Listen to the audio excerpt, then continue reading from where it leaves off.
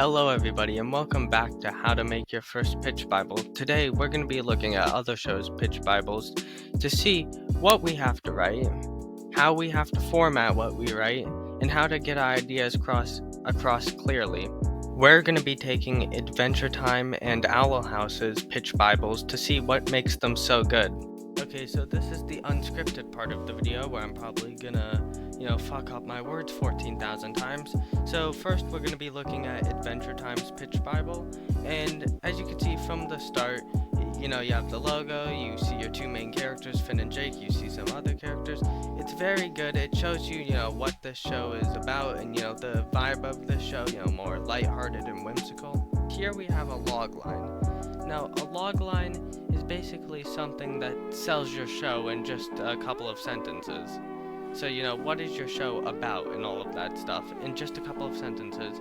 And you basically have to have one. I recommend having it at the beginning since it works better for flow. But you're going to see in both of the pitch Bibles we're looking at today that they're going to have, these character pages. As you can see, we have Finn the human here. And they're going to have a drawing of the character and a short explanation about, the character's motives, what they're like, and all of that stuff. These two pages here talk a little bit more about, who's Finn and all of that. Your main character, you might need a couple pages to explain them, because your main character or main characters are definitely, their explanations and stuff and their backstories are definitely going to be longer than your side characters. So as you can see, we have Jake here. Jake the dog, explaining his personality, what he's like. Basically the same as Finn, also explaining his magical powers. Explaining his relationship. It's all very nice stuff. Here we even got some Finn and Jake moments, which is nice. Princess Bubblegum and Lady Rainicorn. Actually, I'm pretty sure early on, because I've read this before, they were meant to be, more involved, they were meant to be seen together more. But, in the series, I don't remember them, being friends a lot. They were in a couple episodes together, so just know that stuff will change. An idea you might have early on, an executive probably will change it if it gets greenlit. Keyword if. Okay, introducing Marceline, pretty cool, she plays guitar. Okay, so as you can see here, character relationships. This covers the relationship between Bonnabelle and Marceline. So, if two of your characters have an important relationship in the show, you're gonna want to cover it.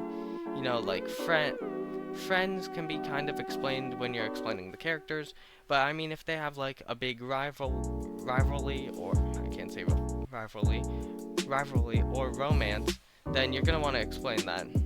Ice King, he's our big bad. Well, one of the big bads. The Lich King, it's pretty cool and stuff. You don't always have to, have the most professional drawings, as you can see here. And you don't even have to have digital drawings. You can just, have rough pencil sketches. And if your show has a big and expansive world where a lot of with a lot of locations, you're probably gonna want to show that in the pitch Bible. Here's the treehouse on the last page. Here was the Ice Kingdom and the Candy Kingdom. And at the very end of your pitch Bible, you're gonna have ideas for episodes. Just put a couple down. The ones you think are best and best represent your show. Also, here's a cool part. Adventure Time was originally a short online, so as you can see, here's some fan art because these people were obviously fans of the short. So if you want to, you can post a short online to try to drum up buzz for your show. And yeah, that's about it for the Adventure Time pitch Bible. What we can take away is your art doesn't need to be the most professional. You just need to explain yourself well, explain your story, explain your characters well. You have to have good formatting, and yeah.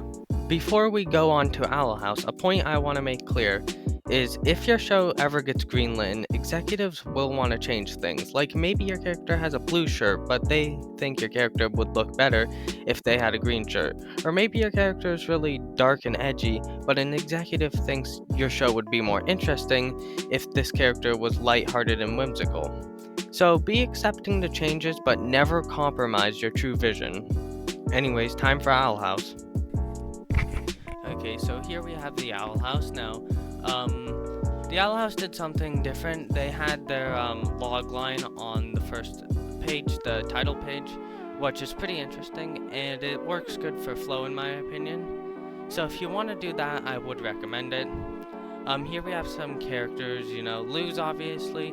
And as I was saying about, be accepting the changes, as you can see, her outfit, changed from here to her final design. I'll put up her design on screen. But yeah, Ida didn't really change all that much, just kind of the art style changed a little. King changed a lot. He was originally orange, and I don't remember if he had this tail. He had a much more detailed skull and red and blue eyes, which is much different from his final design. Obviously these characters didn't even make it into the final show. Well, this is obviously supposed to be Willow and Lilith. This character, since it has this character probably became Gus later on. Now that I'm thinking about it, the Bat Queen, she was in a few episodes.